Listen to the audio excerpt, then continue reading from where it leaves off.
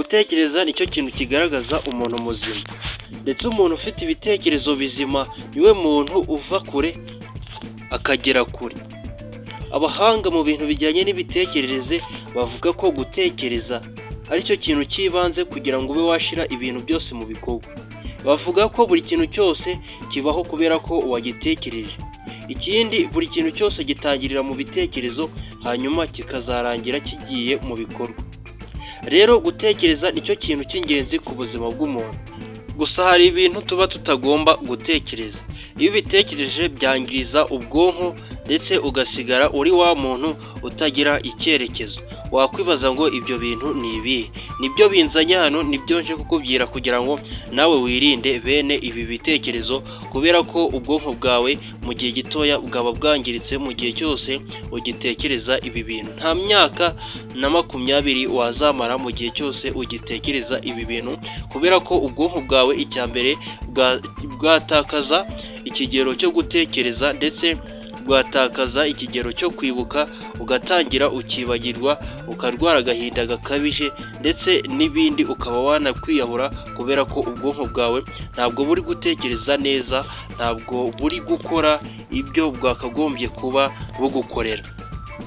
Rero mbere y'uko dutangira ndagira ngo manze mpereze ikaze abantu dusanzwe tubana kuri The Brown 250, mpereze ikaze abantu baje bwa mbere, tubasabe gukora subscribe batwiyungeho kugira ngo nabo bajye babana natwe mu bintu byose by'ubwenge tuba twazanye hano. Aha ni School of Life, ni ishuri ry'ubuzima, turiga neza kandi tugafata.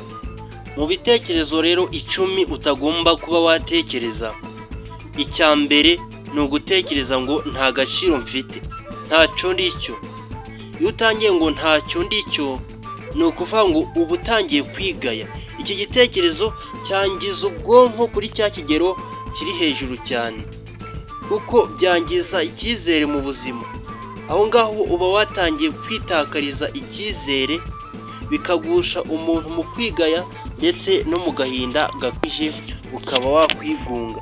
Icyo gitekerezo rero, icyo gihe iyo utangiye gutekereza ngo ntacyo ndicyo ndetse nta gaciro mfite, icyo gihe menya ko ubwonko bwawe bwatangiye gutakaza ubushobozi bwo kuba bwatekereza ibitekerezo bifite gahunda, kubera ko uba watangiye kubuca intege, utangiye kwiyumvisha ko muri wowe ntacyo uri cyo, nta gaciro ufite. Igitekerezo cya kabiri ni ugutekereza ngo ntabwo nshobora guhinduka. Iki gitekerezo ni kibi cyane, ni igitekerezo kibuza gukura k'ubwonko. Ubwonko bukaba bwazamura ikigero cyo kuba bwatekereza ku kigero kiri hejuru, ngo ntabwo nshobora guhinduka. Ibi ngibi bituma uhora ahantu hamwe, bituma utagera kure, bituma utagira ibitekerezo bisha bigufasha guhinduka, kubera ko iyo utekereje ngo ntabwo nshobora guhinduka, n'ibyo ukora ntabwo bishobora guhinduka. Aho watekereje ibi bintu uguma aho ngaho. Ubwo ngubwo rero iki gitekerezo kigufata mu ngoyi y'imyizerere mibi. Ni ukuvuga ngo ukomeza kwizera ibintu bibi. Nimba utekereje ngo ntabwo nshobora guhinduka, wari uri mu bintu bibi. Ubwo ngubwo nyine uba imbata y'ikibi, ntabwo uhindura ibitekerezo, nta nubwo uhindura uko wari usanzwe ukora. Rero mu bintu byangiriza ubwonko ni ugutekereza ngo ntabwo nshobora guhinduka. Ibyo bintu ni bibi cyane. Igitekerezo cya gatatu utagomba kuba watekereza cyangiza ubwonko ni igitekerezo kivuga ngo abandi bose bandenzeho. Ubundi ugatekereza ngo njyewe ni njye gusa ukennye, cyangwa se ugatekereza ngo uhetse ibibazo. Ibi bintu ni ibitekerezo byangiza ubwonko ku kigero kiri hejuru. Ubyumve neza, ugatekereza ngo abandi bose barandenze, ugatekereza ngo ni njye gusa ukennye, ugatekereza ngo ni njye gusa uhetse ibibazo, ni njye gusa munyabibazo, ukumva ko ari wowe muntu ufite ibibazo birenze iby'abandi, ukumva ko wihebye muri make. Iki gitekerezo kizana guhangayika no kwiyumva nk'uwigunze. Ahangaha uhita urwaye icyo bita depression, agahinda gakabije. Ndagusabye ntuzigere utekereza iki gitekerezo cyo kuvuga ngo abantu bose barandenze, ni njye jyenyine gusa ukennye, ndetse ni njye jyenyine uhetse ibibazo, ni njye ibibazo bizira. Ibi ngibi bituma utakaza n'icyizere. Igitekerezo rero cya kane ni igitekerezo umuntu atekereza ugasanga nanone ubwonko burangiritse ku kigero kiri hejuru.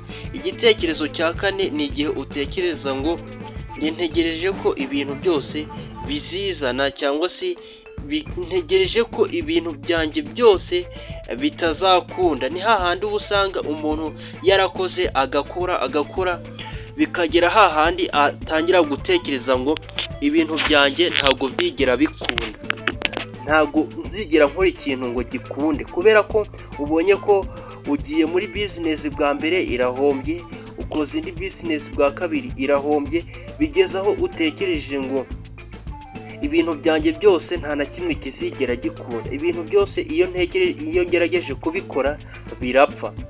Ibi ngibi byangiriza ubwonko mw'abantu mwe. Ibi bintu bihuza n'uko Dogiteri Daniel Amen, uyu ni umwanditsi w'ibitabo ndetse akaba n'umuhanga mu by'imitekerereze. Ibi ngibi babyita automatic negative thought. Izi ni intekerezo ziri negative, zidashobora kugira icyo zikumarira. Rero ikintu bigukururira ni ukugira stress n'ubwoba n'umubabaro bihoraho byose, kubera ko watekereje ngo nta kintu, ndetse ugatekereza ko buri kintu cyose ukoze nta na kimwe kigera gikunda. Rero rekeraho gutekereza iki gitekerezo cya kane cyo kuva ngo nta kintu na kimwe kizigera gikunda mu byo nkora, ibyo nkora byose biranga, maze ibi bitekerezo bikujye kure. Igitekerezo rero cya gatanu utagomba kuba watekereza, nacyo kigira ingaruka ku bwonko bw'umuntu, ku mitekerereze y'umuntu, ni ugutekereza ngo ntabwo nigeze mpirwa. Wabyumvise? Ntabwo nigeze mpirwa, sinigeze ngira amahirwe. Iki gitekerezo nacyo ni igitekerezo abantu bakunze gutekereza, ndetse ugasanga umuntu yarakoze akunda gukora ibintu bikanga, cyangwa se umuntu akunze undi aramwanze, kubera ko uwo muntu ari we akunze kandi yumvaga yishimiye, ndetse yakekaga ko azamukunda nawe, yamwanga agatekereza ngo sinigeze ngira amahirwe kubera ko ibi ngibi ntabikoze ngo bikunde, sinigeze ngira amahirwe kubera ko uyu ntamukunze ngo nanjye ankunde. Iki gitekerezo rero gihora gica intege, kiguca intege, kigahindura imitekerereze ikaba mibi. Ugasanga hahandi ushobora kuba watekereza no kwiyahura kubera ko watekereje ngo ntabwo nigeze mpirwa, sinigeze ngira amahirwe. Igitekerezo cya gatandatu ni ukuvuga ngo ni igihe watekereze ngo ntabwo nshobora kubabarira wangiriye nabi. Icyo ni igitekerezo kibi cyane cyangiriza ubwonko. Ni igitekerezo kigira effect, kigira ingaruka ku buzima bw'umuntu. Ibi bitekerezo by'inzika bishyira ubwonko mu murongo mubi, ugahora utekereza ibintu bibi gusa, ugahora ugambirira ikintu kibi, bikagutera uburakari ndetse n'umubabaro uhoraho, hahandi umuntu ahora yishimye mu maso kubera ko ugira iki gitekerezo cya gatandatu kivuga ngo ntabwo nshobora kubabarira wangiriye nabi. Igitekerezo cya karindwi ni igihe utekereza ngo ngomba kugenzura ibintu byose. My friend, iki gitekerezo cyo ni kibi cyane.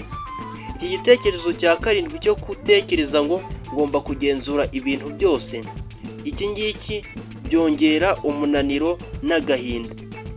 Igihe rero bitagenze uko wabyifuzaga, urababara cyane kubera ko wumvaga ko ugomba kugenzura ibintu byose, kandi buriya my friend, inshuti zanjye, ntabwo ibintu byose wabigenzura ngo bishoboke.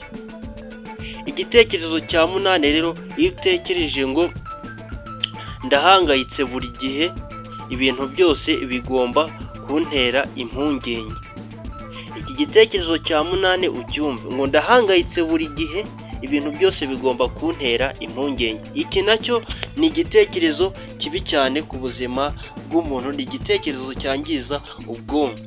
Iki ngiki cyagarutsweho n'umwanditsi w'ibitabo ndetse akaba n'umuhanga mu by'imitekerereze, bamwita Dr. Caroline Leaf. Agaragaza ko ibi bitekerezo bigira ingaruka ku gice cy'ubwonko kigenzura amarangamutima.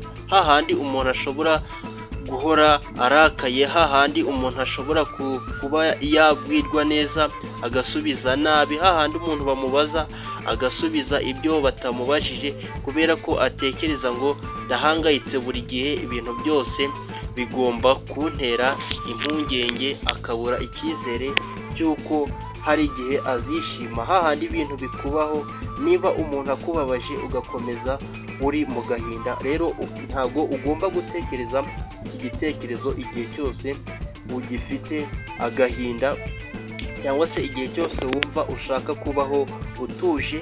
Niba ushaka kurengera ubwonko bwawe, ntabwo ugomba gutekereza iki gitekerezo cya munani cyo kuvuga ngo ndahangayitse buri gihe, ibintu byose bigomba kuntera impungenge.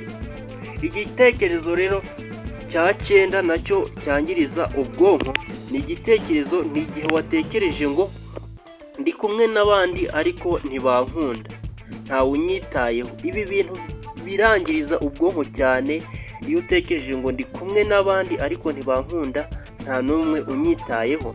Ibi bintu ni ibitekerezo bibi cyane byangiriza ubwonko.